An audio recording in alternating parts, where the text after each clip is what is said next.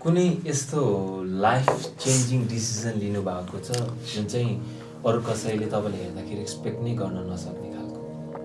मेरो अचम्मको मेरो लाइफमा त्यस्तो खालको छ अफकोर्स। म एक्टर बन्ने नै चिज नै त्यही नै हो। म चाहिँ पहिला योभन्दा पहिला चाहिँ म इन्जिनियरिङको स्टुडेन्ट, मैले इन्जिनियरिङ पढिरहेको थिएँ होइन, इलेक्ट्रोनिक्स इन्जिनियरिङ। अनि कसैले पनि सोचेको थिएन कि म एक्टर बन्छु भनेर। अनि अल अफ सडन म एक्टर अथवा एक्टिङ पढ्न गयो भन्ने हिसाबले चाहिँ मान्छेहरू एकदमै सरप्राइज पनि भएको थिए। अनि मलाई त अब अलि पहिल्यैदेखि नै त्यो चिजको एउटा उ थियो, म कहाँ जाने के गर्ने भन्ने। तर जब त्यो एक्टिङ पढ्नको लागि गयो अथवा एक्टर बन्दैछ अरे भनेपछि त्यो मलाई चिने बुझेको नजिकको मान्छेहरू चाहिँ सरप्राइज नै थिए एकदमै। र अनि मेरो लाइफको चाहिँ त्यो डिरेक्सन पनि एक हिसाबले त्यहाँबाट टर्न नै भयो होइन। किनकि मैले त्यसरी नै अगाडि कन्टिन्यू गरेको भए अथवा म कुनै ठाउँमा जाहिर गरेर बसिरहेको हुन्थेँ। तर म अहिले चाहिँ एक्टर भइरहेको छु होइन, अथवा एज एन एक्टर काम गरिरहेको छु। मेरो प्रोफेसन नै त्यसरी भनौँ न चेन्ज भयो, डिरेक्सनै चेन्ज भयो। कुनै बिलिफ सिस्टम स्ट्रङली होल्ड गरिरहनु भएको छ भने के बिलिफ सिस्टम या के प्रिन्सिपलमा तपाईँ अगाडि बढ्नुहुन्छ लाइफमा? त्यस्तो बिलिफ सिस्टमहरू धेरै चिजहरूले मान्छेले काम गरिरहेको जस्तो लाग्छ मलाई पनि। एउटा मात्रै पर्टिकुलर यो बिलिफ सिस्टम मात्रै नभएर धेरै चिजहरू हुनसक्छ र त्यो पर्टिकुलर चिजहरूमा हुनसक्छ होइन। त्यो कामको विषयमा हुनसक्छ, त्यो अध्ययनको विषयमा हुनसक्छ, पोलिटिकल विषयमा हुनसक्छ, धेरै चिजमा छ। तर मलाई एउटा यहाँ मैले सेयर गर्नै मन लागेको ठ्याक्क भन्ने कुरा भनेको चाहिँ कर्म भन्ने कुरा चाहिँ एकदमै कर्म हुन्छ नि। हामी अब अहिले इङ्ग्लिसतिर धेरै हाम्रोमा चलिरहेको कर्म भन्छ, तर म चाहिँ कर्म भन्छु होइन। कर्म चाहिँ सबभन्दा मेन हतियार नै कर्म हो जस्तो लाग्छ र हाम्रो हातमा भएकै कर्म हो। अनि कर्म गर्दै जाने, काम गर्दै जाने, निरन्तर कर्म बाहेक अरू चिज छैन भन्ने जस्तो लाग्छ मलाई। अनि त्यही नै हो। ओके, सो तपाईँले यदि यो विश्वभरिको बारेमा एउटा कुनै एब्सोल्युट ट्रुथ जान्न मन छ र तपाईँले त्यो मौका पाउनुभयो भने चाहिँ के जान्न मन छ? इन्ट्रेस्टिङ क्वेसन यार। मलाई त यो युनिभर्स नै एकदमै रहस्यमय लाग्छ होइन। अनि यो लिमिटलेस युनिभर्स होइन को स्वरूप कस्तो होला भन्ने कुरा छ नि, चाहिँ एकदमै मलाई युनिभर्सको बारेमा, प्लानेटहरू बारेमा, ग्यालेक्सीहरूको बारेमा एकदमै एक्सप्लोर गर्न मन लाग्छ। म गरिरहेको पनि हुन्छु होइन। अनि जसरी अब एउटा पृथ्वीलाई हामी एउटा पृथ्वीभित्र बसेर यहीँको यो संसार एउटा यो कहिले पनि पछि नजन्मिने गरी एकचोटि जन्मिन्छौँ होइन। अनि त्यसपछि मरेर जान्छौँ। तर यहाँ बाँचिरहँदाखेरि चाहिँ हामी कहिल्यै मर्दैनौँ भने जस्तो गरेर हामीले के अरे बिहेभ गरिरहेको हुन्छौँ होइन। अनि पछाड गरिरहेको हुन्छौँ, अनि तेरो र मेरो गरिरहेको हुन्छौँ होइन। अनि एकले अर्कालाई सिद्ध्याउन लागिरहेको हुन्छौँ, एकले अर्कालाई तान्न लागिरहेको हुन्छौँ होइन। अनि तर त्यो पृथ्वीको मैले आफूले अध्ययन गरिरहँदाखेरि चाहिँ त्यो पृथ्वी जस्तो एउटा सोलर सिस्टममा छ, सोलर सिस्टम मिल्की वे ग्यालेक्सीमा छ होइन। अनि त्यो मिल्की वे ग्यालेक्सीमै पनि हाम्रो सोलर सिस्टमको एक्जिस्टेन्स भनेको सानो एउटा निडलको पोइन्ट जस्तो अवस्थामा छ भनेपछि खासमा हाम्रो अस्तित्व के छ भन्ने चिजमा मलाई ठुलो क्वेसन मार्क क्रिएट हुन्छ क्या होइन। अनि खास यो नेचरको अल्टिमेट ट्रुथ के होला भने जस्तो लाग्छ। किनकि यो यत्तिकै छ जस्तो त्यो हामीले पो एक्सप्लोर गर्न नसकिरहेको हो होइन।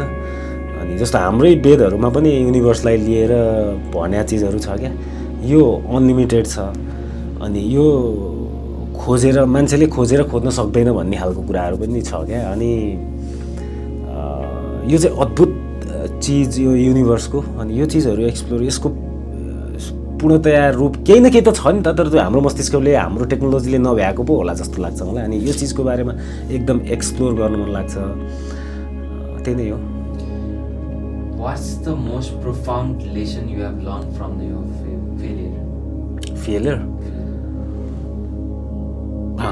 फेलियरबाट मैले सिकेको कुरा के हो भन्दाखेरि जहिले पनि अब्स्ट्याकलहरू अथवा फेलियरहरू त्यो त प्रोसेसै हो है।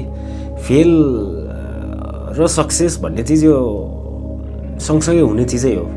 त्यही भएर फेलियर भएर डराउने, फेलियर चिजबाट चाहिँ नि फियर हुने, भाग्ने भन्ने चिज होइन। मलाई चाहिँ त यो चिजहरू एकदमै मजा लाग्छ। जति म फेल भएँ त्यति नै म लकी ठान्छु मैले आफूलाई। किनभने त्यो फेलले नै मलाई पास हुन सिकाउँछ। अनि त्यो फेलले यदि मलाई फेल गरायो कुन अवस्था भन्दाखेरि मैले त्यो चिजलाई गर्न छोडेँ। अब म फेल भएँ भनेर मैले गर्न छोडेँ भने म साँच्चै नै म फेलियर हुन्छु। तर फेल भएँ भनेपछि मैले मेरोमा केही विकनेसेस होलान् र त्यो विकनेसेसलाई मैले आइडेन्टिफाई गरेर त्यसमा मैले वर्कआउट गरेँ भने म फेरि त्यो फेलियर स्टेटबाट म पासमा पुग्छु अथवा म अर्को फर्दर एक्सटेन्सन हुन्छ मेरो भन्ने खालको कुरामा गयो भने फेलियर भनेको स्ट्रेन्थ हो जस्तो लाग्छ। ओके, यदि तपाईँले फेरि बाँच्ने एक दिन फेरि बाँच्ने मौका पाउनुभयो भने चाहिँ तपाईँले कुन दिन बाँच्नुहुन्छ र किन? फेरि एउटा कुनै पास्टको दिन बाँच्ने मौका पाउनुभयो?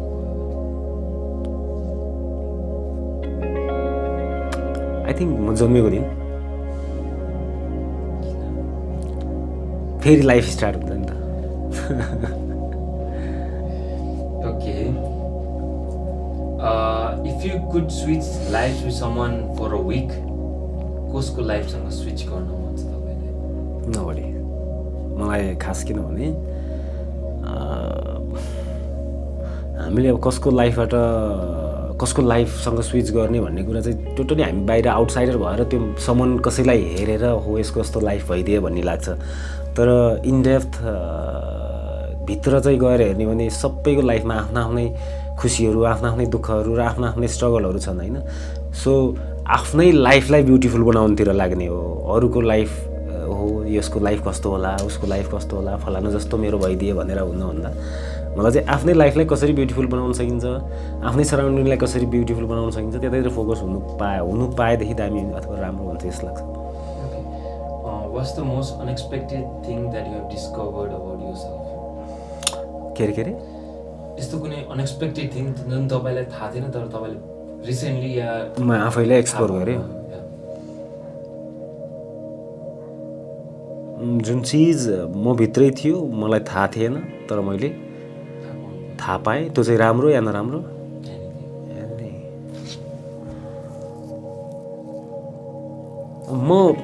मेरो एउटा बानी चाहिँ आई थिङ्क त्यो मैले डिस्कभर गरेको रिसेन्टली होइन, अलिकति पहिले नै हो। तर म कुनै चिजमा लागेँ र मनबाट लाग्यो भने लागेको लागै हुन्छु क्या। एकरो हुन्छ नि कतिपय केसमा त्यो भित्रबाट पनि आइरहेको हुन्छ, कहिलेकाहीँ फेरि एक्सटर्नली फोर्सफुल्ली पनि म लाग्छु क्या। होइन मैले सुरु गरिसकेपछि यसलाई त सिद्ध्याउनै पर्छ अथवा यसलाई कम्प्लिट गर्नुपर्छ भन्ने हुन्छ समहाउ। र कहिलेकाहीँ त्यो बाहिरबाट होइन। अनि सुरुवाती अवस्थामा स्टार्टिङको फेज भने यदि कुनै चिजलाई मलाई मनबाट लाग्यो भने म लागेको लागि गर्छु। त्यो चिज चाहिँ हो जस्तो लाग्छ। किनभने म अनि त्यो एउटा चिजमा लागेपछि लागेको लागि अरू चिज दायाँ बायाँ त्यो चिज चाहिँ नसोच्ने रहेछु। त्यो चाहिँ मैले चाहिँ 2-4 वर्ष भयो तर एक्सप्लोर गरेको चाहिँ पछि नै भयो भनौँ न। सो तपाईँले स्पिरिचुअल या डिपली ट्रान्सफर्मेटिभ एक्सपिरियन्स कहिले फिल गर्नुभएको छ while you are on the set in the sense फिल्मको सेटमा हुँदाखेरि ट्रान्सफर्मेसन या स्पिरिचुअल हिसाबले होइन यस्तो छ। म अलिकति स्पिरिचुअलिटी र त्यो चिजहरूलाई एक्सप्लोर गर्न मन पराउने व्यक्ति नै हो होइन। जस्तो अब त्यस्तो ट्रान्सफर्मेसन आफैमा भन्ने कुरा त त्यो खास यस्तो साना कुराहरू मलाई आई थिङ्क त्यो एकैचोटि ट्रान्सफर्मेसन भन्ने कुरा हुन्छ जस्तो चाहिँ मलाई लाग्दैन होइन। किन त्यो बुद्धत्व प्राप्त गरे यस्तो एकैचोटि हुने चिज होइन होला कि बुद्धत्व प्राप्त गर्नलाई नि त्यो आफ्नो एउटा चाहिँ जर्नी हुन्छ होला। तर आई थिङ्क त्यो अलिकति मान्छे स्पिरिचुअल हुनको लागि साना कुराहरूबाट बिस्तारै त्यो थट प्रोसेस होइन फिलिङ्स अनि त्यो रियलाइजेसनबाट हुँदै जाने हो जस्तो लाग्छ। अनि जस्तो हाम्रो AR-55 कै केसमा सृष्टि र म एकदम लामो समयसँग गफ गर्थ्यौँ कि यो बारेमा, स्पिरिचुअलिटीदेखि लिएर युनिभर्सदेखि लिएर होइन यस्तै कुराहरू, कृष्ण राधाको बारेमा हामीले धेरै कुराहरू गर्थ्यौँ होइन। अनि इभन हाम्रो छतमा हामी जान्थ्यौँ, छतमा गएर यसो तारा हेऱ्यो, ताराको कुरा होइन, आकाशलाई हेर्ने, ग्यालेक्सी देखिने। अब आजभोलि त्यति देखिँदैन है ग्यालेक्सी यहाँबाट,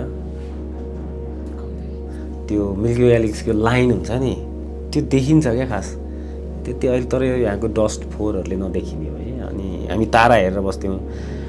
अनि इभन के अरे त्यहाँ हेऱ्यो होइन जङ्गल पहाड छ अनि त्यो पहाडले कति वर्षदेखि त्यो ठाउँलाई हेरेर बसिरह होला होइन। हामी आउँछौँ त्यो अगाडिको यो मेरो भनेको छ, फेरि त्यसले भोग गरेको छ गएको छ, अर्को आउँछ यो मेरो भनेर भोग गरेको छ अनि फेरि गएको छ होइन। तर त्यो पहाड अनन्त समयदेखि त्यही चिजलाई हेरेर बसिरहेछ होइन। त्यसले त्यस्ता कति मान्छेहरू देख्यो होला जसले त्यो अगाडिको त्यो पहाडको अगाडिको ठाउँ मेरो अथवा त्यो घर मेरो अथवा त्यो जग्गा मेरो त्यो रुख मेरो भनेर बसेको आउने जाने कति मान्छे देख्यो होला, यस्तो यावत कुराहरू गर्थ्यौँ कि हामीले। सो स्पिरिचुअलिटीको कुरामा चाहिँ अब त्यही नै हो, मेन कुरा चाहिँ नि मान्छेलाई दुखित बनाउने चिज भनेको यही काम, क्रोध, लोभ, मोह, अहङ्कार नै त हो होइन। हामी अलिकति लोभी हुन्छौँ मान्छेकै रूपमा, यो स्वभावै हो, जन्मिँदै लिएर आएको गुण हो हामीले।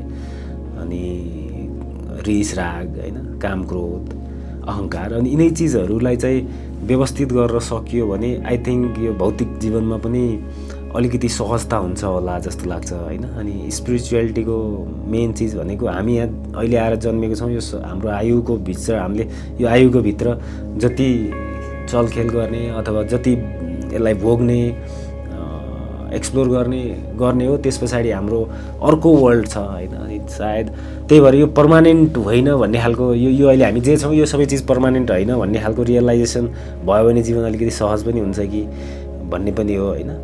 सो इट्स त्यो अलिकति डेप डाउन अन्डरस्ट्यान्डिङ र डेप डाउन चिजहरू यो भौतिक चिज मटेरियलिस्टिक लाइफभन्दा अलिकति पछाडिका चिजहरू एक्सप्लोर गर्न खोज्ने चिज चाहिँ स्पिरिचुअलिटी हो कि जस्तो लाग्छ होइन।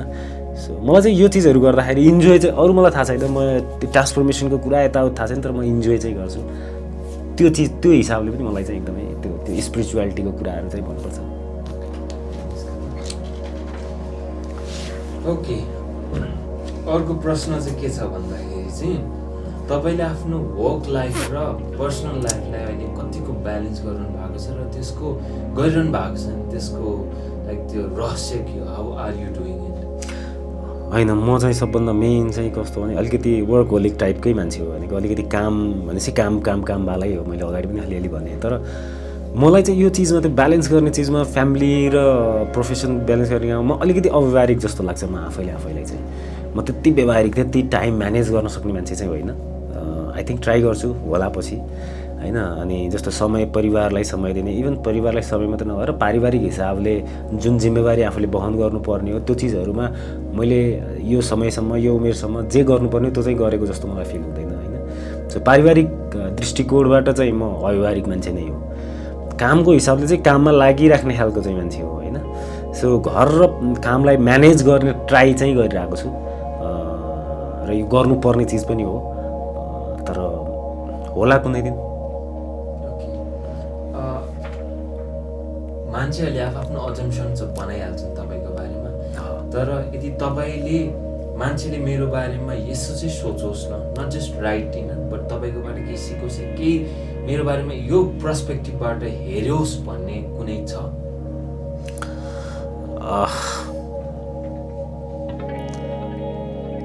अब त्यो त जसले जसरी जे देख्नुभएको छ त्यही अनुसारले नै आफ्नो पर्सेप्सन बनाउनुहुन्छ होइन।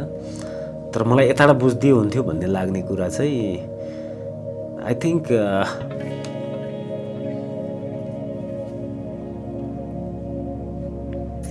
एक्टर भनेर बुझ्दियो हुन्छ। ओके, एक्टर भन्दै गर्दाखेरि चाहिँ फेम, यो मान्छेहरूलाई चाहिँ यो फेम अर पब्लिक लाइफलाई लिएर चाहिँ मिसअन्डरस्ट्यान्डिङ चाहिँ के छ जस्तो लाग्छ? त्यो नेम फेमलाई लिएर एउटा ठुलो मिसअन्डरस्ट्यान्डिङ जस्तो मलाई लाग्ने कुरा चाहिँ एक्टर अथवा एज एन एक्टर हामी काम गरिरहेको हुन्छौँ अथवा जोसुकै वर्ल्डमै, यो पनि एउटा प्रोफेसन हो, काम हो, कुनै अर्को ग्रहबाट आएको मान्छे पनि होइन। सबैले आफ्नो काम गर्ने हो, आफ्नो गर्ने। तर नर्मल्ली अलिकति त्यो एक्टर भइसकेपछि हो नि त, त्यो एउटा खालको स्क्रिनमा देख्ने, टेलिभिजनमा देख्ने भएको कारणले त्यो खालको अडियन्सबाट त्यो एट्याचमेन्ट हुनु त्यो एकदमै सम्मानित चिज पनि भयो हाम्रो लागि। तर खासमा के हो भने हामी सम्पूर्णले आफ्नो आफ्नो जीविका उपार्जन गर्नको लागि होइन, आफ्नो आफ्नो इन्ट्रेस्टको विषय होइन। कसैलाई कृषिमा एकदमै इन्ट्रेस्ट हुन्छ, कसैलाई म्यानुफ्याक्चरिङ इन्डस्ट्रिजमा एकदमै इन्ट्रेस्ट हुन्छ, कसैलाई चाहिँ नि क्राफ्टिङको कामहरू हुन्छ नि त्यसमा इन्ट्रेस्ट हुन्छ, कसैलाई एक्टिङमा अथवा एक्टर बन्नमा इन्ट्रेस्ट हुन्छ। त्यसरी नै सबैले आफ्नो आफ्नो प्रोफेसन, आफ्नो आफ्नो कामलाई लिएर अगाडि बढ्ने, सबैका आफ्नो आफ्नो काम, सबै कामको आफ्नो आफ्नै रेस्पेक्ट पनि छ होइन। त्यो हिसाबले म एक्टरै भयो भने म त एक्टर भएँ, मलाई धेरैले चिन्छन् भनेर गमक्क छाती फुलाएर हिँड्नु जरुरी पनि छैन होइन। म त कृषिको काम गर्छु भनेर हो, म त कृषि काम गर्छु भनेर लुत्रुको परेर हिँड्नु पनि जरुरी छैन जस्तो लाग्छ। सबै काम आफैमा एकदम उत्कृष्ट छन् र काम कुनै पनि काम बिना त्यो कामको अस्तित्व बिना अरू कामहरूको पनि अस्तित्व रहँदैन जस्तो लाग्छ। सो हरेक कामको चाहिँ नि आफ्नो सम्मान होस् भन्ने चाहिँ लाग्छ क्या मलाई। ओके, तपाईँले मल्टिपल फिल्महरू गरिसक्नु भएको छ। सो अहिलेको टाइम पिरियडमा आएर चाहिँ कुन एउटा लाइक यो 1155 फिल्म चाहिँ लाइक डिफ्रेन्ट छ या अरूभन्दा भिन्न छ कि यो लाइक हाम्रो सोसाइटी या कुन एस्पेक्टमा भएर चाहिँ यो फिल्म चाहिँ बनेको छ र यो भिन्न छ भने कुन तरिकाले छ जस्तो लाग्छ? यस्तो हुन्छ, अब भिन्न भन्दा पनि अब यस्ता खालका घटनाहरू कथाहरू हाम्रै कहिलेकाहीँ लाइफमै, हाम्रो कहिलेकाहीँ सोसाइटीमा, कहिलेकाहीँ कुनै एउटा सानो कथाको इन्लार्जमेन्टको रूपमा आउने गर्छन् र यो त्यसरी नै कथाहरू बन्ने गर्छन्। र यसको चाहिँ पृथक पक्ष भनेको एउटा यो हाम्रो नेपालमा प्रायः अलिकति त्यति जनरा सेन्ट्रिक सिनेमाहरू कम नै बन्ने गर्छन् नि त। जनरा सेन्ट्रिक सिनेमाहरू कम बन्ने ठाउँमा एउटा एटेम्प चाहिँ 1155 हो होइन, जसले चाहिँ एउटा मर्डर मिस्ट्रीलाई एक्सप्लोर गर्छ। त्यो घटना कसरी भयो होला, कसले गर्यो होला, के भएको त घटनाक्रम, को चरित्र, कुन चरित्रहरू को हुन्, के हुन् भन्ने कुराहरूलाई यस्तो इन्ट्रेस्टिङली प्रेजेन्ट गर्छ जस्तो लाग्छ। Thank you so much. हाम्रो सिनेमा 1155 चैत्र 8 गतेदेखि all over the Nepal, all over the world I think चल्दैछ। नजिकको तपाईँलाई पाएको पर्ने ठाउँमा गएर हेर्नुहोला भन्ने अनुरोधसहित बिदा भएँ। धन्यवाद। डन।